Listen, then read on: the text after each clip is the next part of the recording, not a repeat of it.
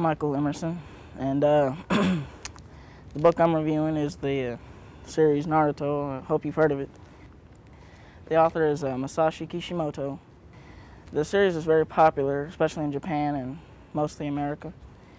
It is a form of manga, which is a Japanese comic book, read from right to left, and unlike our style, from left to right. At school, every time I show this to somebody or they pick it up, they say, "You read it backwards?" And I'm like, "It's confusing." I try to tell them it's not. And, you know, if they picked it up and read it, it'd be like the easiest thing in the world. I thought it would be good because I used to read Dragon Ball Z, and my first manga or Japanese cartoon I ever watched was Pokemon, which is probably everyone's first. And I started reading this, and it's just like, boom. It's got action, it's got great story.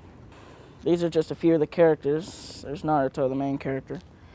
And the general story is a demon attacked his village when he was a baby, and then the demon was sealed inside of him at the time of his birth, and he was supposed to be revered as a hero, but he was known as an outcast.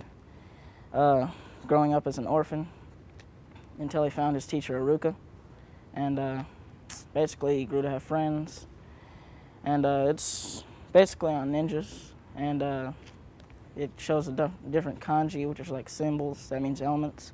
I've learned a lot of characters, not characters like, you know, Naruto, characters like symbols, what they mean, like I know how to say fire in Japanese, and a whole bunch of things.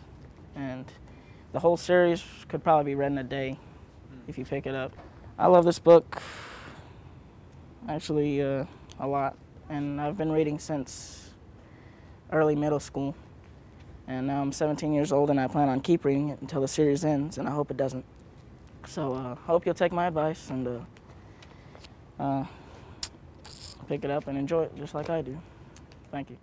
My name is Abby Greenstein. I'm 13 years old, and my favorite book is My Sister's Keeper by Jodi Picoult. I picked this book because I had read some of her other books, and my mom had liked it, and I liked the topic that it was about. The plot is basically where you have two girls. One of them is dying of leukemia. The other girl was genetically conceived as a bone marrow match to donate organs to her sister. And the girl who is the organ donor got kind of sick of doing that and makes some really difficult choices. It's a really dramatic book. It deals with a lot of stuff that you really just wouldn't think about, but it happens. I really like the younger sister because she's about my age, and she's kind of going through the same thing that most young teenagers are going to, just trying to find out who she is and what she wants to do with her life. And she's always got the burden of her sister, so I think she's a really cool character. I read this book probably 2 to 3 times a year just because I love it that much. My mom actually tried to make me do my homework, and I was just sitting there like reading this book. I was like, no, I'll do it later. It was that good. But I always read it so fast that I would be like, okay, now I have nothing to do. And after I read this book, I couldn't read anything else for a while because this was just so good that every book I read was like, oh, it's not good enough. It was hard. I really like the last scene because Jodi Picoult makes you believe one thing is going to happen in the ending, and then right in the last probably 20 pages, she just absolutely flips it around, and it was just amazing to read. Every time I read it, even though I know what's going to happen, it still surprises me. She's just that good of an author. She uses multiple points of view to kind of create the story, and she never really tells you what's going to happen, but by hearing all the characters' thought, you kind of come to your own conclusion, and I think that's one of the other things that Jodi Picoult does really well. She's also doing that in the book that I'm reading now, Handle with Care. I would recommend it for at least like probably 13 and up because it's a really good book. The plot's really thick, but it does have some mature decisions and consequences. Yeah, I think most people could definitely like this book. The only reason that I wouldn't recommend it to younger kids is just because it has some really heavy issues in it that I just think would be kind of too much for someone too young.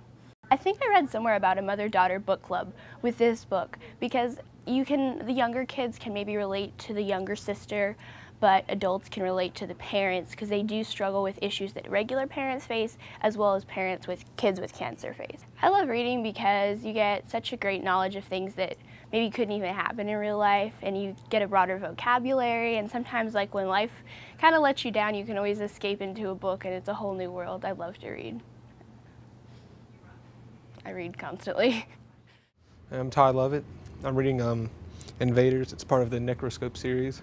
I really like this book because it's got a real focus on psychological horror, and I find that really interesting. I picked the book because I thought the cover looked really cool and the title Invaders sounded interesting. But I've read some of Brian Lumley's books before, and always thought they were really good. He's one of the better horror writers. Vampires are plotting to take over the world, and it's up to an army of psychics to stop them. Ian Goodley, he's a precog, which means he can see the future. I really identified to him because he's kind of like me, like quiet, hangs back, but like really knows a lot. Ian Goodley is part of the E branch, which is a group of psychics who are trying to stop the vampires. And he saw a future where vampires were starting to take over. So he tells the leader, and they're trying to stop it from happening. I'd recommend this book because it really like sets up a good atmosphere for when you're reading. Like really draws you into the story. I also liked Brian Lumley's book, The Touch, where their E-branch is trying to stop some aliens from taking over, which can kill people with a single touch.